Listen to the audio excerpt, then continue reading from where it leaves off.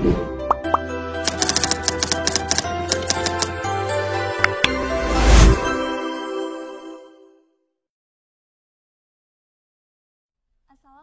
warahmatullahi wabarakatuh. Alhamdulillah dapat bertemu dengan pemirsa di rumah. Semoga sehat selalu di acara Sentuhan Kalbu Anda di Hati.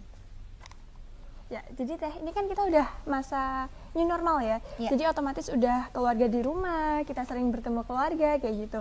Nah, ini kan ada nih yang komunikasinya dari kurang baik menjadi baik, ada yang masih kurang baik juga. Nah, ini tuh baiknya gimana ya Teh ya? Oh ya, bahkan yang tadinya baik jadi nggak baik gitu. Karena saya melihat di masa pandemi orang bekerja dari rumah, sekolah dari rumah, setiap hari 24 jam di rumah, ternyata ini juga awalnya baik jadi nggak baik begitu. Nah, ini kan artinya harus ada komunikasi keluarga di masa pemulihan begitu. Nah, untuk kesempatan kali ini kita sudah menghadirkan narasumber ya.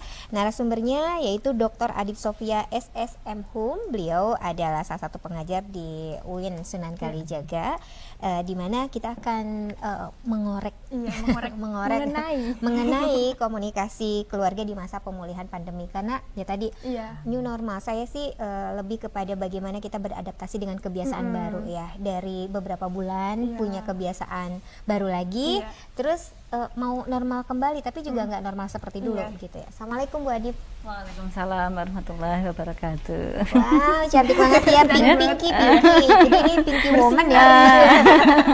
Bu Adib, saya juga baca banyak di media gitu ya, bahwa ternyata tingkat perceraian tinggi ya. Untuk masa pandemi, orang bekerja di rumah, sekolah di rumah begitu. Ada sebagian yang menikmati, sebagian ternyata menjadi masalah gitu, sehingga hubungan suami istri, hubungan ibu, ayah, anak juga jadi nggak bagus gitu. Ya, mungkin bisa ada apa sih faktor-faktor? Kenapa faktor-faktor itu bisa terjadi? Gitu? Silakan. Makasih Mbak Rosa dan Mbak Alia, jumpa lagi ya, udah lama nggak ketemu. Gini, sebetulnya masalah-masalah itu muncul kan karena kita sangat intensif di rumah ya. Dari bangun tidur sampai tidur lagi, pas tidur aja bisa saling melihat ya. Kalau saya suka lihat anak saya lagi tidur tuh enak banget dilihat ya. 24 jam kita bersama, sehingga kemampuan orang untuk mengelola emosi dan interpersonal skillnya harus tinggi memang. Karena seperti kata Tulus kan, setiap orang butuh ruang sendiri. Betul. Jadi nggak terus bareng-bareng. Nah, ini kan masalahnya selama stay at home kemarin kita akan selalu bareng-bareng aja. Ada memang keluarga-keluarga yang menikmati, tapi banyak juga keluarga-keluarga yang kemudian ada pergesekan-pergesekan di dalam rumah gitu ya. Akibat dari itu tadi interaksi yang intens sekali selama 24 jam dengan anggota keluarga. Jadi nggak punya ruang sendiri. Nggak punya ruang sendiri untuk merefleksikan. Ya. Jadi nggak ada break gitu. Nah, apa namanya? Tadi Teh Uca menanyakan kalau sudah ada masalah seperti ini terus bagaimana gitu ya. Nah, kita sebetulnya ingat pada lembaga pernikahan itu sebagai mitsaqon ghalidho, atau perjanjian yang amat sangat kuat, yang dalam Islam itu hanya dilakukan untuk perjanjian-perjanjian yang super penting ya, perjanjian-perjanjian yang paling penting, sehingga kesakralan pernikahan itu tetap harus dijaga, Mbak. Dan masalahnya kan ketika ada masalah kecil, terus orang mengatakan udah cerai aja lah gitu ya, udahlah bisa aja lah, kok gampang banget ya. Gampang banget mengatakan itu. Harus selalu diingat dengan itikat baik bahwa mitsaqon ghalidho itu adalah pernikahan yang sudah kita sepakati bersama dengan tujuan untuk meningkatkan iman dan takwa, ibadah, membentuk generasi yang baik, membuat kualitas hidup kita lebih baik daripada sebelumnya. Jadi harus dari niatnya dulu, Mbak. Gitu. Nah, pernikahan itu kan tadi sakral, dan sekarang faktanya ternyata tingkat perceraian semakin meningkat, begitu. Betul. Ini apa ada yang salah gitu, misalnya menikah tanpa berpikir panjang, gitu. Pada saat mau menikah. Pada saat menikah, atau mungkin ya udah menikah karena faktor usia misalnya, ya udah menikah karena yaitu biar halal gitu loh. Padahal kan aja. Halalin aja kan sekarang ini ya.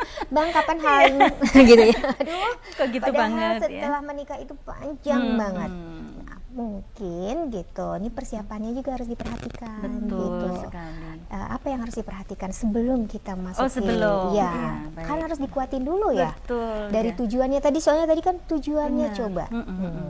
Jadi kan Perjanjian, konsep kan? bahwa sekufu itu harus ya, saya melihatnya begitu. Walaupun kemudian orang itu kan zaman dulu, bibit bobot bebet itu kan zaman dulu, zaman now enggak lah ya, tapi tetap ada gitu. Yang perlu kita perhatikan dari seleksi terhadap memilih pasangan itu, ya. Jadi ya enggak seleksi apa namanya kayak kita ikut ujian itu ya. Iya, Tapi betul. tetap harus ada tracking recordnya, tetap harus ya. Misalnya sebelum orang menentukan aku menikah dengan ini gitu, jangan kemudian hanya berkenalan sebentar misalnya tanpa kita tahu sebetulnya dia backgroundnya seperti apa ya.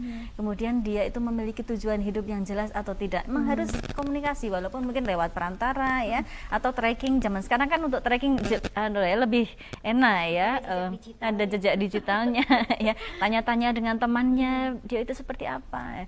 Kemudian mungkin komunikasi sendiri juga lebih bagus ya untuk mengetahui apakah mereka punya tujuan pernikahan yang sama gitu. Jadi sekufu dari latar belakangnya, dan juga ketika berbicara, karena dia akan menjadi teman kita nih selama puluhan tahun yang akan datang ya, sampai kalau bisa sampai meninggal pun bersama dia gitu ya. Maka dia harus juga memiliki frekuensi yang sama dengan kita ya. Itu kliknya harus ya, harus didapat dulu. Ya. Sehingga kalau misalnya kita kemudian menentukan ya aku akan menikah dengan dia, ya itu berarti sudah hasil kesimpulan dari pertimbangan-pertimbangan yang panjang. Iya, begitu. Iya, dan ada beberapa yang stereotip gitu ya, bahwa perempuan itu lebih defensif gitu, laki-laki lebih ekspresif. Untuk masalah komunikasi ya udah, saya sebagai perempuan ya udah saya nunggu aja. Ternyata dari nunggu misalnya aku nggak ngomong-ngomong ya, misalnya dalam satu komunikasi yang tidak bagus misalnya di rumah suami dan istri. Suami egonya juga misalnya tinggi. Nah, ini siapa yang harus memulai komunikasi bagus? Ada gitu. Kadang-kadang saling menunggu juga nggak selesai-selesai, akhirnya udahlah pulang. Sebetulnya ayat-ayat yang dipakai di undangan manten itu loh Mbak, Arum 21 kan udah terkenal banget. Saking terkenalnya kadang-kadang pada nggak ingin menyelami lebih jauh ya. Itu bunyinya begini, a'udzubillahi minasyaitonirrajim, bismillahirrahmanirrahim. Wa min ayatihi an khalaqalakum min anfusikum azwaja. Jadi diciptakan dari di antara kamu itu adalah pasangan-pasangan dari jenismu sendiri ya. Untuk apa ya? Azwajal litaskunu ilaiha ya. Jadi supaya menjadikan kamu itu tenang ya. Litaskunu itu nanti kemudian turunannya menjadi sakinah itu loh ya. Jadi kalau yang dicari itu ketenangan. Apakah kemudian ketika menikah itu kita sudah tenang atau belum? Itu tanya pada diri masing-masing ya. Aku lebih berantakan apa lebih tenang sih selama menikah ini ya? Kalau memang malah tambah berantakan, dievaluasi ya, ditemukan masalahnya di mana. Jadi terus-menerus dilakukan refleksi ya, mengapa kemudian rumah tangga ini membuat aku tidak tenang ya. Karena tujuan dari pernikahan adalah membuat kualitas hidup kita lebih baik karena tenang. Memulihkan komunikasi yang sudah kurang bagus gitu. Iya. Beda kalau misalnya masa pacaran tuh ada yang mengalah karena nggak mau dilepas atau nggak mau juga kehilangan begitu. Tapi setelah menikah nampaknya diabaikan hal seperti ini. Iya. Kita bukan pendukung pacaran, bukan ya. Iya. Kita maksudnya berbicara tentang setelah pernikahan terjadi ya. Nah, ketika pernikahan terjadi ya mau tidak mau, kalau dalam konsep kesakinahan itu ada 3 ya. Ada yang namanya tafahum, ada yang namanya tasamuh, dan ada yang namanya mahabbah. 3 itu kalau sudah dipegang itu luar biasa ya. Tafahum artinya satu sama lain saling memahami. Jadi prinsip kesalingan dalam keluarga itu menjadi kunci. Jadi nggak ada yang berat sebelah, semuanya disangga bersama, saling memahami antara satu dengan yang lain. Oh dia maunya begini, oh dia hobinya begini. Kadang-kadang yang membuat berantakan kan yang ada di kepala salah satu anggota keluarga itu menginginkan bahwa pasangannya adalah seperti yang dia inginkan. Ya, aku ingin pasanganku tuh yang kayak ustadz misalnya ya, aku ingin pasanganku itu yang kayak bosku di kantor, atau aku ingin pasanganku tuh yang kayak tetanggaku, aku ingin seperti itu. Kan nggak ketemu adanya itu ya, yang sudah kita pilih dari seleksi yang baik itu adanya itu. Jangan kemudian kita memaksakan gitu, wah kenapa sih dia suka hobinya begitu, padahal aku hobinya gini, paksain sesuai dengan hobi kita, ya nggak bisa. Jadi harus saling memahami atau understanding others kalau bahasa psikologinya. Jadi itu adalah tafahum. Yang kedua adalah tasamuh. Ya, tasamuh adalah toleransi, menenggang gitu ya. Oh, dia memiliki target seperti ini ya. Kalau kemudian ada sedikit pengorbanan dari kita, ya nggak apa-apa ya. Jadi ada menenggang, tenggang rasa gitu. Tidak hanya dalam hal persoalan di rumah juga kan, itu sebetulnya di luar rumah juga kita harus begitu, toleransi gitu. Nggak ada kemudian saling mendahulukan harus begini ya. Kalau sudah satu harus, yang lain juga harus, akhirnya nggak ketemu. Nah, itu komunikasi yang perlu dijalankan dengan baik. Kalau kemudian satu dengan yang lainnya mengatakan bolehlah, silahkan, asal kan ada asalnya kan bisa dibicarakan tetap bersama. ya, syarat dan ketentuan berlaku. Iya, kesepakatan itu menenggang sejauh mana kan gitu, saling mengingatkan sejauh mana. Dan yang ketiga adalah mahabbah. Mahabbah itu adalah cinta, ya, saling mencintai. Kalau kemudian kita ingin selalu pulang kepada pasangan kita ingin selalu pulang pada keluarga kita, disitulah indikator bahwa kita sudah saling mencintai, ya, saling memiliki. Bukan berarti kemudian apa-apa harus serba dengan kita. Kita juga memberi ruang dia untuk berekspresi, ya, memberi ruang untuk eksis di tempat kerjanya, di tempat lain, di masyarakat. Tapi dengan kita juga kita akan selalu menjadi tempat kembali, tempat pulang, karena ada mahabbah atau cinta itu tadi. Kalau anak-anak muda sukanya cinta itu begini ya. Oh iya. Cinta. Nah, ya. kalau misalnya kan tadi sudah berbicara kalau kedua pasangan itu sama-sama misalnya gengsi gitu ya. Gengsi. Nah, kalau misalnya kedua pasangan itu sudah sama-sama tidak peduli, itu baiknya dikomunikasikan atau bagaimana itu? Sama-sama tidak peduli untuk. Tapi nanti aja deh jawabannya. gitu. Karena kita harus jeda dulu. Oh iya, oke. Saya banget. Tetap bersama kami di Sentuhan Kolbu. Nah, sebelum lanjut tadi kan saya ada pertanyaan. Nah, ini ada pertanyaan juga dari pemirsa. Silahkan. Assalamualaikum warahmatullahi wabarakatuh. Kami dari Majelis Tilawah Burhan Fam, yaitu Majelis Keluarga Besar Almarhum Haji Endah Burhan Syah. Saya mau bertanya, nama saya Aziza Agnia. Bagaimana jika komunikasi dalam keluarga terlanjur tidak baik? Itu sebetulnya komunikasi dalam keluarga kalau sudah kurang baik memang harus dicari solusinya ya. Dia harus diperbaiki, direfleksikan sebetulnya masalah utamanya itu apa gitu. Dan itu tadi yang paling penting harus diawali dari niatnya dulu. Kalau niatnya memang ingat bahwa pernikahan itu mitsaqon ghalidho, perjanjian yang sangat kuat untuk kualitas hidup kita yang lebih baik, untuk masa depan yang lebih baik, ya ayo sama-sama lagi untuk merefleksikan, tidak mencari siapa yang salah, siapa yang benar, tetapi masalah kita itu ada di mana. Ayo kita perbaiki. Komunikasi harus yang bagus. Makanya tadi saya bilang kemampuan kita untuk melakukan interpersonal skill itu harus diasah. Jadi kalau tadi dalam dalam Islam tadi ya, untuk kesakinahan kita menyebut 3 hal, yaitu tadi tafahum, tasamuh, dan mahabbah. Itu sebetulnya kan dalam beberapa teori bisa dipelajari bagaimana kemampuan interpersonal skill ya, yaitu asertivitas. Asertivitas itu menyampaikan sesuatu yang tanpa melanggar hak kita, tapi juga tidak melanggar hak orang lain juga. Jadi seandainya kita mau beramar ma'ruf nahi mungkar, kan tugas kita itu di dalam rumah juga tetap beramar ma'ruf nahi mungkar ya, disampaikan dengan qaulan sadidan, dengan perkataan-perkataan yang benar ya, sehingga ketika komunikasi kita baik, menyampaikannya juga dengan tegas tapi tanpa menggunakan kata-kata yang keras, kan jadi enak gitu ya. Misalnya dengan menyindir, sindiran dengan baik ya, misalnya. Oh boleh ya? Menyindir, bukan menyindir yang nggak enak loh ya, yang sarkasme. Iya betul ini.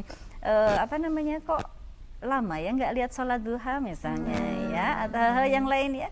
Kan hal yang kecil-kecil itu kalau kemudian kita komunikasikan kan sebetulnya bagus. Tapi kemudian ada yang terus-menerus begitu, wah ini nggak enak di dalam rumah, seperti diatur-atur, ya, didikte, kan nggak enak juga. Sehingga memang perlu kemampuan itu, asertivitas, menyampaikan sesuatu sesuai dengan apa yang kita inginkan, tetapi tidak dengan melanggar hak-hak orang lain juga biar enak. Yang kedua adalah tadi memahami atau understanding others. Kita betul-betul memahami pasangan kita itu seperti apa, kecenderungannya seperti apa, orangnya tipikalnya seperti apa. Terus menerus belajar. Saya juga menyampaikan ini sebetulnya berat loh, karena apa? Karena saya sendiri juga masih dalam tahapan belajar ya. Kan banyak itu orang kemudian gagal sudah 20 tahun membina rumah tangga ya, 25 tahun membina rumah tangga, juga dalam rangka belajar. Nanti kalau ada yang salah saya juga diingatkan ya. Oke. Kemudian yang ketiga Mbak, ada tadi ya kemampuan listening skill, itu yang paling berat. Kemampuan mendengar. Paling berat sekali. Kenapa saya katakan paling berat? Karena kalau bicara itu lebih enak, tapi kalau mendengarkan itu penyakitnya orang biasanya susah untuk mendengarkan. Ditinggalin.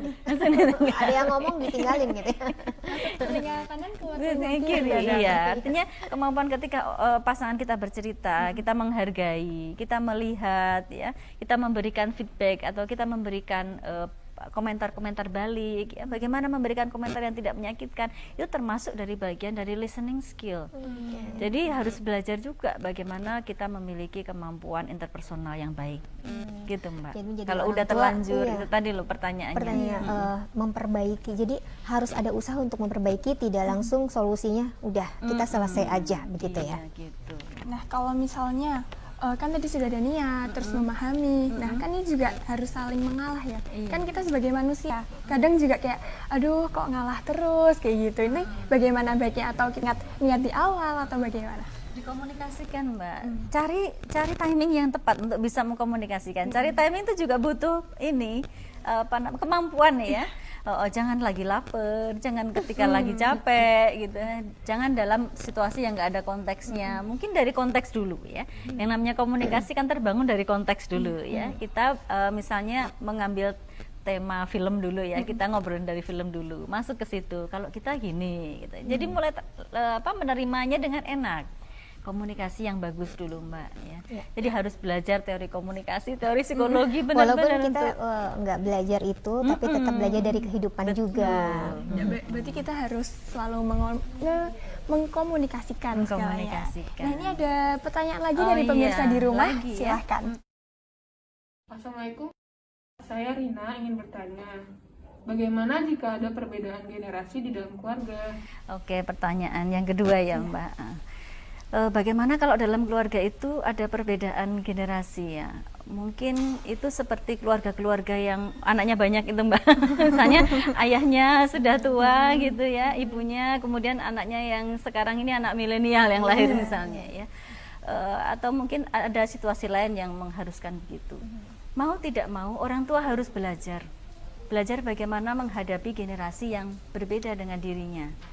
Jadi kalau kemudian pendidikan yang diterapkan dari orang tuanya dulu disampaikan pada generasi di bawahnya, anak yang paling kecil misalnya ya, dengan cara yang sama tentu tidak akan kena.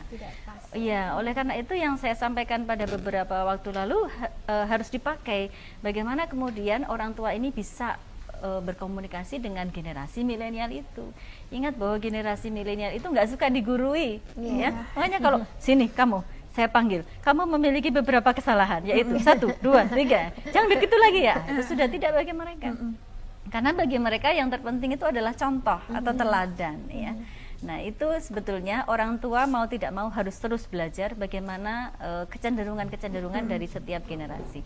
Kemarin kita sudah membahas ya, yang kemungkinan orang tuanya dari baby boomers kemarin ya, kemudian anaknya ini lahir dari generasi milenial atau mungkin generasi Z sekarang ini, yang tidak suka eksistensinya itu diganggu ya, sehingga kita harus menjadi teman bagi mereka, mendudukkan masalah bukan sebagai dia yang bersalah, tetapi diajak mencari jalan keluar bersama.